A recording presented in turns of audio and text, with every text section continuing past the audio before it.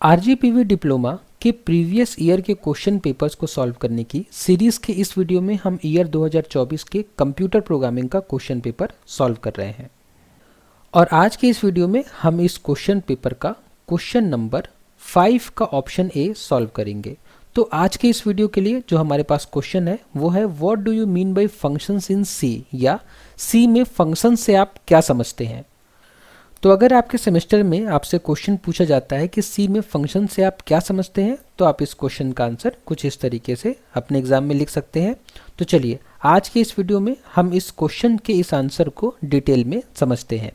तो इस क्वेश्चन के जवाब में आप सबसे पहले लिखेंगे कि फंक्शन सी प्रोग्रामिंग में कोड का एक ब्लॉक है जो किसी विशेष कार्य को एग्जीक्यूट करता है। तो सी प्रोग्रामिंग में फंक्शन हम बनाते हैं किसी विशेष कार्य को एग्जीक्यूट करने के लिए, और फंक्शन कुछ नहीं है, कोड का एक ब्लॉक है। यह प्रोग्राम को छोटे छोटे टुकड़ों में विभाजित करने का एक तरीका है जिससे कोड को समझना, उपयोग करना और मेंटेन करना आसान हो जाता है। तो जब हम फंक्शन बनाते हैं तो हम क्या करते हैं कि कोड को छोटे छोटे भागों में विभाजित कर लेते हैं जिससे कोड को समझना, उपयोग करना और मेंटेन करना आसान हो जाता है। ये हम कैसे करते हैं इसको हम अभी आने वाले वीडियो में समझेंगे। तो सबसे पहले हम देख लेते हैं फंक्शन के प्रकार। तो फंक्शन जनरली दो प्रकार के होते हैं। पहला होता है लाइब्रेरी फंक्शन, दूसरा होता है यूजर डिफाइंड फंक्शन। तो लाइब्रेरी फंक्शन को हम बिल्ट इन फंक्शन भी कहते हैं, ऐसे फंक्शन जो कि पहले से बने बनाए हैं। ये पहले से परिभाषित होते हैं और सी की लाइब्रेरी में उपलब्ध होते हैं। तो ये फंक्शन पहले से परिभाषित होते हैं और सी की लाइब्रेरी में उपलब्ध होते हैं। कौन से? लाइब्रेरी फंक्शन या बिल्ट इन फंक्शन। एग्जाम्पल के लिए प्रिंटफ, स्कैनफ और स्क्वायर रूट फंक्शन जो है वो पहले से बने बनाए हैं हमारे सी की लाइब्रेरी में। उसके अलावा होते हैं दूसरे तरह के फंक्शन जिनको हम कहते हैं यूजर डिफाइंड फंक्शन। ये प्रोग्रामर द्वारा परिभाषित किए जाते हैं। इन फंक्शन को प्रोग्रामर परिभाषित करता है अपनी नीड के अकॉर्डिंग। एग्जाम्पल के लिए एक फंक्शन जो दो नंबर्स को जोड़ता है, तो ऐसा फंक्शन जो दो नंबर को जोड़ता है ये प्रोग्रामर अपनी नीड के हिसाब से बनाता है, अपनी ज़रूरत के हिसाब से बनाता है। तो फंक्शन का जो सिंटेक्स होता है वो कुछ इस तरीके से होता है कि हम फंक्शन का नाम लिखते हैं और फंक्शन के नाम के पहले हम लिखते हैं कि फंक्शन किस टाइप की वैल्यू को रिटर्न करेगा। उसके अलावा फंक्शन का नाम लिखने के बाद हम बताते हैं कि फंक्शन में हम पैरामीटर्स कौन से पास कर सकते हैं, मतलब जो हमें पैरामीटर पास करने हैं, जो हमें वैल्यू पास करनी है वो हमें फंक्शन के नाम के बाद ऐसे ब्रैकेट में लिखने पड़ेंगे। उसके बाद में हमें फंक्शन के अंदर क्या करना है वो हम फंक्शन कर्ली ब्रैकेट जहाँ शुरू हुआ है वहाँ से लिखना शुरू करेंगे। उसके बाद में लास्ट में जो हमें रिटर्न करना है वो वैल्यू को हम रिटर्न कर देंगे और हमारा फंक्शन ख़त्म हो जाएगा। तो चलिए इस सिंटेक्स को समझने के बाद हम एक एग्जाम्पल देखते हैं जिसमें हमने एक सी प्रोग्राम लिखा है और इस सी प्रोग्राम में हमने फंक्शंस का यूज़ किया है। तो इस सी प्रोग्राम में हमने सबसे पहले इंक्लूड किया है stdio.h को, और उसके बाद हमने किया है फंक्शन डिक्लेरेशन। हमने क्या किया है, सबसे पहले फंक्शन को डिक्लेयर किया है। जैसे हम वेरिएबल डिक्लेयर करते हैं वैसे ही हमने यहाँ पे क्या किया है, फंक्शन को डिक्लेयर किया है।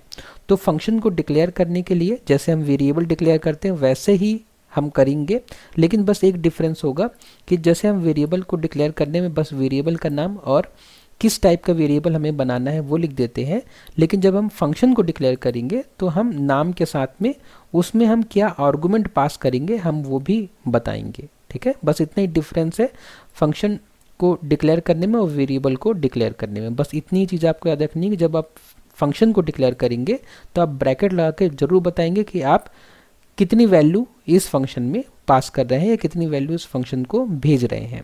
उसके बाद में मेन फंक्शन के अंदर 3 वेरिएबल्स डिक्लेयर किए हैं जिनमें से 2 वेरिएबल्स की वैल्यू हमने यहीं पे इनिशलाइज कर दी है।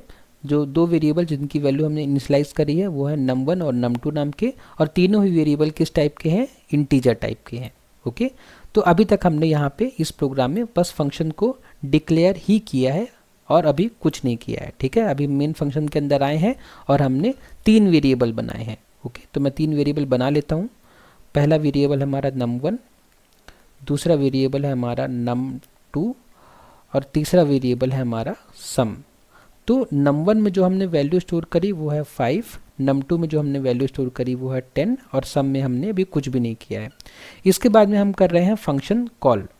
फंक्शन कॉल में हम क्या कर रहे हैं, फंक्शन कॉल में हम ऐड नंबर्स नाम के फंक्शन को कॉल कर रहे हैं जिसको हमने ऊपर ही डिक्लेयर किया था। ऊपर डिक्लेयर हमने इसलिए किया था क्योंकि हम कंपाइलर को बताना चाह रहे थे कि अभी तुमको मेन फंक्शन के अंदर एक ऐड नंबर्स नाम का फंक्शन मिलेगा, इसलिए हमने यहाँ पे शुरुआत में ही डिक्लेयर कर दिया था। ओके, तो ऐड नंबर नाम के फंक्शन को हमने क्या किया, कॉल किया, और जब हमने कॉल किया ऐड नंबर नाम के फंक्शन को तो हमने num1 की वैल्यू और num2 की वैल्यू हमने इसके साथ पास की। तो जैसे ही फंक्शन कॉल होगा तो जो हमारा कंट्रोल होगा वो जाएगा फंक्शन की डेफिनेशन में, फंक्शन की डेफिनेशन में जाएगा हमारा जो कंट्रोल होगा, हमारा जो एग्जीक्यूशन होगा, अब वो कहाँ जाएगा, फंक्शन की डेफिनेशन में। तो यहाँ पे फंक्शन का डेफिनेशन है मेन ख़त्म होने के बाद। तो जब फंक्शन के डेफिनेशन में हमारा कंट्रोल जाएगा तो हमने दो वैल्यूज़ पास करी है, जैसे कि हम ऊपर देख सकते हैं num1 की वैल्यू 5 और num2 की वैल्यू 10। तो ये जो 5 होगा ये a नाम के वेरिएबल में चला जाएगा और जो 10 होगा वो b नाम के वेरिएबल में चला जाएगा। तो यहाँ पे हमने क्या किया है, इस फंक्शन में जब हमारा कंट्रोल इस फंक्शन में आया है तो हमने क्या किया, यहाँ पे a और b नाम के दो वेरिएबल्स बनाए हैं, दोनों ही इंटीजर टाइप के हैं, दोनों ही वेरिएबल इंटीजर टाइप के हैं। पहले वेरिएबल a में हमने 5 स्टोर करा दिया है और दूसरे वेरिएबल b में हमने 10 स्टोर करा दिया, जो कि ऊपर से आए थे। ये 5 और 10 जो है फंक्शन कॉल में जो हमने पैरामीटर पास किया था उससे आए हैं यहाँ पे। ओके, फिर हम क्या करेंगे, फंक्शन के अंदर जाएंगे और फंक्शन के अंदर जाके हम a और b को ऐड करेंगे तो हमें 15 मिलेगा, और इस 15 को हम रिटर्न कर देंगे क्योंकि इसका रिटर्न टाइप इंटीजर है, इसलिए हमने 15 को रिटर्न किया क्योंकि 15 भी एक इंटीजर है। और जैसे ही हमने रिटर्न किया तो हमारा कंट्रोल वापस जाएगा जहाँ से हमारा फंक्शन कॉल हुआ था, हमारा कंट्रोल वापस जाएगा वहाँ पे जहाँ फंक्शन कॉल हुआ था, और इस पूरे फंक्शन की जगह हमें जो वैल्यू मिलेगी वो होगी 15। ओके, तो सम में हमारा क्या स्टोर हो जाएगा, 15, क्योंकि यहाँ पे एक असाइनमेंट ऑपरेटर लगा हुआ है। ठीक है, तो 15 कहाँ स्टोर हो जाएगा, इस सम में। तो सम में हमें क्या मिल गया, 15 मिल गया। उसके बाद में हम क्या करेंगे, प्रिंट कर देंगे सम ऑफ टू नंबर %d मतलब सम की वैल्यू। तो यहाँ पे हमारा आंसर आ जाएगा sum of two numbers is 15। Okay, तो इस तरीके से हमारा प्रोग्राम एग्जीक्यूट होगा। और हमने यहाँ पे एक फंक्शन बनाया है, फंक्शन इसलिए बनाया है क्योंकि हमें एक स्पेसिफिक कार्य करना है, एक विशिष्ट कार्य करना है, एक विशेष कार्य करना है, उसके लिए हमने एक फंक्शन बनाया है। और वो विशेष कार्य क्या है, 2 नंबर को ऐड करना है। ये बहुत छोटा सा फंक्शन है, लेकिन हम इससे बड़े और इससे भी ज़्यादा कॉम्प्लेक्स काम को करने के लिए फंक्शंस बना सकते हैं। उसके बाद में हम फंक्शन के पार्ट्स को समझा सकते हैं, फंक्शन के भाग को, कि फंक्शन में क्या क्या होता है। तो हम जैसे कि हमने समझा है फंक्शन का डिक्लेरेशन, फंक्शन को पहले डिक्लेयर किया जाता है, डिक्लेयर मतलब घोषित किया जाता है ताकि कंपाइलर उसे पहचान सके। एग्जाम्पल के लिए हमने फंक्शन को कुछ इस तरीके से डिक्लेयर किया था अभी ऊपर प्रोग्राम में। उसके बाद फंक्शन में और क्या होता है, फंक्शन की डिफिनीशन होती है। यहाँ पर फंक्शन की पूरी कार्य प्रणाली लिखी जाती है, फंक्शन कैसे काम करेगा, क्या काम करेगा, वो हम फंक्शन डेफिनेशन लिखते हैं, जैसे कि हमने अभी ऊपर फंक्शन के डेफिनेशन में ये पूरा कोड लिखा था। उसके बाद है फंक्शन कॉल, इसे मुख्य प्रोग्राम में कहीं भी कॉल किया जाता है। तो हमने जैसे कि मेन फंक्शन में हमने फंक्शन कॉल किया था, हमने ऐड नंबर्स को कॉल किया था और 2 वैल्यूज़ हमने पास करी थी 5 और 10। उसके बाद में इतना लिखने के बाद आप बता सकते हैं फंक्शन के लाभ।